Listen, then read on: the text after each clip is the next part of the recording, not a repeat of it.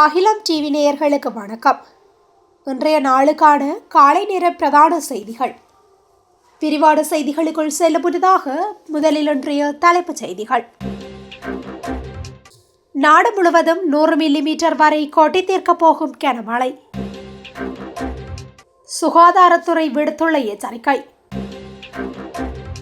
நன்கொடையாளர் மாநாட்டை உடன் நிறுத்துங்கள், சஜித் மீண்டும் வலியுறுத்து. தென்னிலங்கையில் நபரொருவர் கடத்தப்பட்டு கைகளை வெட்டிச் சென்ற கும்பல். பாலத்தை கடக்க முயன்ற வேன் மற்றும் பேருந்து மோதி கோர விபத்து. யாழில் திரைப்பட காட்சி போல் நடந்த சம்பவம். பேருந்து சாரதி மீது சரமாரி தாக்குதல் நடத்திய மர்ம நபர். யாழ் கடலுக்குள் அத்துமீறி நுழைந்த இந்திய மீனவர்களுக்கு நீதிமன்றம் விடுத்துள்ள அதிரடி அறிவிப்பு. கிரீன்லாந்தை கைப்பற்ற துடிக்கும் அமெரிக்கா, அணிதிரண்ட ஐரோப்பிய தலைவர்கள். தொடர்வன விரிவான செய்திகள். இலங்கைக்கு புறநகரான வங்காள விரிகுடா கடற்பரப்புகளில் உருவான குறைந்த தாளமுத்த பிரதேசம் தற்போது வலுவடைந்துள்ளது. இதனால் நாடு முழுவதும், குறிப்பாக வடக்கு, வடமத்திய, கிழக்கு, ஊவா மற்றும் மத்திய மாகாணங்களில் இன்று முதல் மழை நிலைமை அதிகரிக்கக்கூடும் என வளிமண்டலவியல் திணைக்களம் அறிக்கை வெளியிட்டுள்ளது. வளிமண்டலவியல் திணைக்களத்தின் தகவலின்படி கிழக்கு மற்றும் ஊவா மாகாணங்களில் பொலனறுவை, மாத்தளை மற்றும் நுவரெலியா மாவட்டங்களில் சில இடங்களில் 100 மில்லிமீட்டருக்கும் அதிகமான பலத்த மழை பெய்யக்கூடிய வாய்ப்புள்ளது. வடக்கு மாகாணத்தில் அனுராதபுரம் மற்றும் கண்டி மாவட்டங்களில் சில இடங்களில் 75 மில்லிமீட்டர் வரை பலத்த மழை பெய்யக்கூடிய எதிர்பார்ப்புள்ளது. மேலும் மத்திய மலைநாட்டின் கிழக்கு சரிவு பகுதிகள், வடக்கு, வடமத்திய, வடமேல் மற்றும் கிழக்கு மாகாணங்கள், ஹம்பாந்தோட்டை, கம்பஹா, கொழும்பு மற்றும் மொனராகலை மாவட்டங்களில் மணித்தியாலத்துக்கு 50 தொடக்கம் 70 கிலோமீட்டர் வேகத்தில் காற்று வீசக்கூடியதாகவும், கடலில் 2.5 தொடக்கம் 3 மீட்டர் உயரமான அலைகள் உருவாகக்கூடியதாகவும் எதிர்பார்க்கப்படுகின்றது. கடலில் பயணம் செய்வோரும் மீனவரும் ஜனவரி 8 முதல் மறு அறிவித்தல் வரை ஆழம் கூடிய மற்றும் குறைந்த கடற்பரப்புகளில் நடவடிக்கைகளை தவிர்க்குமாறு வளிமண்டலவியல் திணைக்களம் அவதானத்துடன் இருக்குமாறும் அறிவுறுத்தியுள்ளது. புத்தாண்டின் முதல் 6 நாட்களில் மாத்திரம் 1500க்கும் மேற்பட்ட டெங்கு நோயாளிகள் இலங்கையில் பதிவாகியுள்ளதாக சுகாதாரத்துறை வட்டாரங்கள் தெரிவித்துள்ளன. சுகாதாரத்துறையின் புள்ளி விவரங்களின் பிரகாரம் நடப்பாண்டில் இலங்கையில் டெங்கு நோயாளிகளின் எண்ணிக்கை கணிசமான அளவில் உயரக்கூடும் என்று முன்னெச்சரிக்கை விடுக்கப்பட்டுள்ளது. கடந்த 2025ஆம் ஆண்டின் ஜனவரி மாதத்தில் 4931 டெங்கு நோயாளிகள் பதிவாகியிருந்தனர். எனினும் இந்த ஆண்டின் ஜனவரி மாதத்தின் முதல் 6 நாட்களில் மாத்திரம் 1598 டெங்கு நோயாளிகள் பதிவாகியுள்ளனர். 2 நாட்களுக்கு மேற்பட்ட காய்ச்சல், தசை நார்களில் வேதனை, மூட்டுகளில் கடுமையான வலி, கண்களின் கீழ்ப்பகுதியில் வலி அல்லது வாந்தி போன்ற அறிகுறிகள் தென்பட்டால் உடனடியாக மருத்துவர் ஒருவரை அணுகி சிகிச்சை பெற்றுக்கொள்ளுமாறு பொதுமக்களை சுகாதாரத்துறை அறிவுறுத்தியுள்ளது. டிட்வா சூறாவளியால் இலங்கைக்கு பேரிழப்பு ஏற்பட்டுள்ளது. எனவே விரைந்து சர்வதேச நன்கொடையாளர் மாநாட்டை நடத்துங்கள் என எதிர்க்கட்சித் தலைவர் சஜித் பிரேமதாச மீண்டும் வலியுறுத்தியுள்ளார். நாடாளுமன்றத்தில் இன்று உரையாற்றுகையிலேயே மேற்கண்டவாறு வலியுறுத்தியுள்ளார். அவர் மேலும் உரையாற்றுகையில், டிட்வா சூறாவளியால் நாட்டுக்கு ஏற்பட்ட இழப்பு பெரும் இழப்பாகும். மிகப்பெரிய நிதி இழப்புகளை இது ஏற்படுத்தியுள்ளது. அரசு தரப்பில் இருக்கும் பலர் என்ன விடயங்களை சொன்னாலும் இந்த இழப்பை எதிர்கொண்டு அதை தாண்டி வேகமாக முன்னேறுவதற்கு சர்வதேச நன்கொடையாளர் மாநாட்டை கூட்ட வேண்டிய தேவைப்பாடு எமக்கு காணப்படுகின்றது. இது குறித்து பேசும்போது அரசு இதில் அலட்சியமாக இருப்பது போலவே தெரிகின்றது. உலக வங்கி நடத்திய மதிப்பீட்டின் பிரகாரம் உட்கட்டமைப்பு வசதிகளில் மட்டும் 4.1 பில்லியன் அமெரிக்க டாலர் இழப்பு ஏற்பட்டுள்ளது.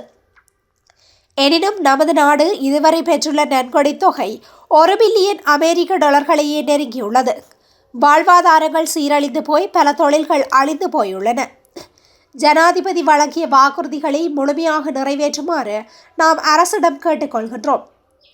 கூறிய விடயங்களை அவ்வாறே நடைமுறைப்படுத்துங்கள். டிட்வா சூறாவளியால் இலங்கைக்கு பேரிழப்பு ஏற்பட்டுள்ளது. எனவே விரைந்து சர்வதேச நன்கொடையாளர் மாநாட்டை நடத்துங்கள் என சஜித் பிரேமதாச மீண்டும் வலியுறுத்தினார். அவ்வாறே சர்வதேச நன்கொடையாளர் மாநாட்டை கூட்டுங்கள், தாமதமின்றி உலகின் கவனத்தை நாட்டின் பக்கம் திருப்பிக் கொள்ளுங்கள், சர்வதேச நாணய நிதியத்துடன் சேர்ந்து இந்த பங்களிப்புகளை முன்னெடுங்கள், நிபந்தனைகளை மாற்றியமைப்பதற்கு நடவடிக்கை எடுங்கள் என்றும் குறிப்பிட்டுள்ளார். தென்னிலங்கையில் நபரொருவர் கடத்தப்பட்டு அவரின் உடற்பாகங்கள் வெட்டப்பட்ட சம்பவம் பெரும் அதிர்ச்சியை ஏற்படுத்தியுள்ளது. ஹக்மன பகுதியில் இரவு வேளையில் நபரொருவர் கடத்தப்பட்டு நபரின் கைகளின் கீழ்ப்பகுதியை வெட்டி பாகங்களுடன் தப்பி சென்றுள்ளனர். வெட்டுக்காயங்களுக்கு உள்ளான நபர் முதலில் கிரிந்த மருத்துவமனையிலும் பின்னர் மேலதிக சிகிச்சைக்காக மாத்தறை பொது மருத்துவமனையிலும் அனுமதிக்கப்பட்டார். பாதிக்கப்பட்ட நபர் ஹக்மன கொங்கல பகுதியை சேர்ந்தவர் என அடையாளம் காணப்பட்டுள்ளார்.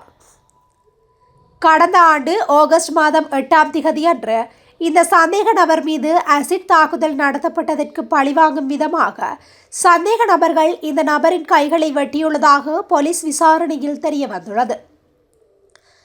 சம்பவம் தொடர்பாக கைது செய்யப்பட்ட நபர் நீதிமன்றத்தில் முன்னிலைப்படுத்தப்பட்ட பின்னர் பிணையில் செல்ல அனுமதிக்கப்பட்டார். இந்நிலையில் சம்பவத்துடன் தொடர்புடைய சந்தேக நபர்களை கைது செய்வதற்கும் வெட்டப்பட்ட 2 கைகளின் பாகங்களை கண்டுபிடிப்பதற்கும் ஹக்மன போலீசார் விசாரணைகளை மேற்கொண்டு வருகின்றனர். பாலத்தை கடக்க முயன்ற வேன் ஒன்று எதிராக வந்த பேருந்தில் மோதி விபத்து ஒன்று இடம்பெற்றுள்ளது. புத்தளம் அனுராதபுரம் வீதியில் தற்காலிகமாக அமைக்கப்பட்ட பாலத்திற்கு அருகில் இந்த விபத்து இடம்பெற்றுள்ளது.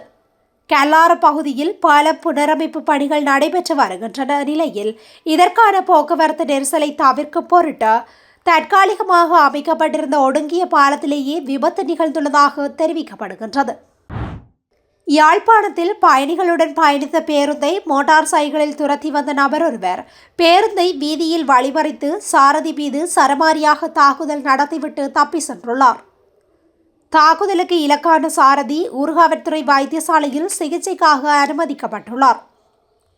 சம்பவம் தொடர்பில் தெரிய வருவதாவது, நேற்றைய தினம் புதன்கிழமை மாலை ஊர்காவற்துறை நோக்கி பயணிகளுடன் பயணித்துக் கொண்டிருந்த பேருந்தினை மோட்டார் சைக்கிளில் துரத்தி வந்த நபர் ஒருவர் அல்லப்பட்டி சந்திக்கு அருகில் பேருந்தை மறித்து பேருந்தில் ஏறி சாரதி மீது சரமாரியாக தாக்குதலை நடத்திவிட்டு இறங்கி மோட்டார் சைக்கிளில் தப்பி சென்றுள்ளார். தாக்குதலுக்கு இலக்கான சாரதி பயணிகளுடன் பேருந்தை ஊர்காவற்துறை போலீஸ் நிலையம் வரையில் அழைத்து சென்று போலீஸ் நிலையத்தில் தன் மீதான தாக்குதல் சம்பவம் தொடர்பில் பயணிகள் சாட்சியங்களுடன் முறைப்பாடு அளித்த பின்னர் சிகிச்சைக்காக ஊர்காவற்துறை வைத்தியசாலையில் அனுமதியாகியுள்ளார். சம்பவம் தொடர்பில் ஊர்காவற்துறை போலீசார் விசாரணைகளை முன்னெடுத்துள்ளனர். அதேவேளை தாக்குதலாளி செலுத்தி வந்த மோட்டார் சைக்கிள் இலக்கம், தாக்குதலாளியின் அடையாளங்கள் என்பவை தொடர்பில் போலீசாருக்கு தகவல்கள் வழங்கப்பட்டுள்ளன. அவற்றின் அடிப்படையில் தாக்குதலாளியை இன்றைய தினம் வியாழக்கிழமை இரவிற்குள் கைது செய்யப்பட வேண்டும். இல்லையெனில் நாளை வெள்ளிக்கிழமை தீவகத்திற்கான தனியார் போக்குவரத்து சேவைகளை முடக்கி போராட்டத்தில் ஈடுபடுவோம் என தீவக தனியார் பேருந்து சேவை உரிமையாளர்கள் சங்கம் போலீசாருக்கு கால அவகாசம் வழங்கியுள்ளது. இலங்கை கடற்பரப்பினுள் அத்துமீறி நுழைந்து மீன்பிடியில் ஈடுபட்ட குற்றச்சாட்டில் கைதான 23 இந்திய மீனவர்களையும் எதிர்வரும் 21ஆம் திகதி வரையில் விளக்கமறியலில் வைக்குமாறு ஊர்காவற்துறை நீதவான் நீதிமன்றம் உத்தரவிட்டுள்ளது. கடந்த 27ஆம் திகதி, 2ஆம் திகதி மற்றும் 3ஆம் திகதிகளில் நெடுந்தீவு மற்றும் காரைநகர் கடற்பரப்பினுள் அத்துமீறி நுழைத்து கடற்தொழிலில் ஈடுபட்ட குற்றச்சாட்டில் 23 இந்திய மீனவர்கள் கைதாகியிருந்தனர். கைதான மீனவர்கள் இன்றைய தினம் புதன்கிழமை வரையில் விளக்கமறியலில் வைக்கப்பட்டிருந்த நிலையில் இன்றைய தினம் குறித்த வழக்கு விசாரணைக்கு எடுத்துக் கொள்ளப்பட்ட போது 23 பேரது விளக்கமறியலை எதிர்வரும் 21ஆம் திகதி வரையில் மன்று நீடித்துள்ளது. டென்மார்க்கின் தன்னாட்சி பிரதேசமான கிரீன்லாந்தை கைப்பற்றுவது குறித்து அமெரிக்க ஜனாதிபதி டொனால்ட் ட்ரம்ப் ஆலோசனை நடத்தி வருவதாக வெள்ளை மாளிகை தெரிவித்துள்ளது. டென்மார்க்கின் தன்னாட்சி பெற்ற பிரதேசமான கிரீன்லாந்தை ட்ரம்ப் பாதுகாப்பு காரணங்களுக்காக அமெரிக்காவுடன் இணைத்துக் கொள்ள வேண்டும் என தெரிவித்து வருகின்றார். அதற்கு டென்மார்க் அரசு கடும் எதிர்ப்பு தெரிவித்து வருகின்றது. கடந்த 3ஆம் திகதி வெனிசுலா ஜனாதிபதி நிக்கோலஸ் மதுரோ மற்றும் அவரது மனைவியை அமெரிக்க இராணுவம் பிடித்து சென்றது. இதனை அடுத்து ட்ரம்பின் அடுத்த குறி கிரீன்லாந்தாக இருக்கும் என தெரிவிக்கப்பட்டு வந்தது. இதுகுறித்து தெரிவித்த ட்ரம்ப், பாதுகாப்பு ரீதியாக கிரீன்லாந்து இப்போது மிக முக்கிய புள்ளியாக இருக்கின்றது. கிரீன்லாந்து முழுவதும் ரஷ்யா மற்றும் சீன கப்பல்கள் உள்ளன. அதனால் பாதுகாப்பை உறுதி செய்ய இந்த பகுதியை அமெரிக்காவுடன் இணைப்பது அவசியம் என தெரிவித்தார். இதனை அடுத்து ஐரோப்பிய தலைவர்களான பிரான்ஸ் ஜனாதிபதி மேக்ரான், ஜெர்மன் ஜனாதிபதி மெர்ஸ், இத்தாலி பிரதமர் மெலோனி, போலந்து பிரதமர் டஸ்க், ஸ்பெயின் பிரதமர் சான்செஸ் மற்றும் பிரித்தானிய பிரதமர் ஸ்டார் ஹெய்மர் உள்ளிட்டோர் டென்மார்க்கிற்கு ஆதரவாக கூட்டறிக்கை வெளியிட்டுள்ளனர். இத்துடன் இன்றைய நாளுக்கான காலை நேர பிரதான செய்திகள் நிறைவடைகின்றன. தொடர்ந்து இதுபோன்ற செய்திகளை உடனுக்குடன் அறிந்து கொள்ள அகிலம் டிவியுடன் இணைந்திருங்கள். நன்றி, வணக்கம்.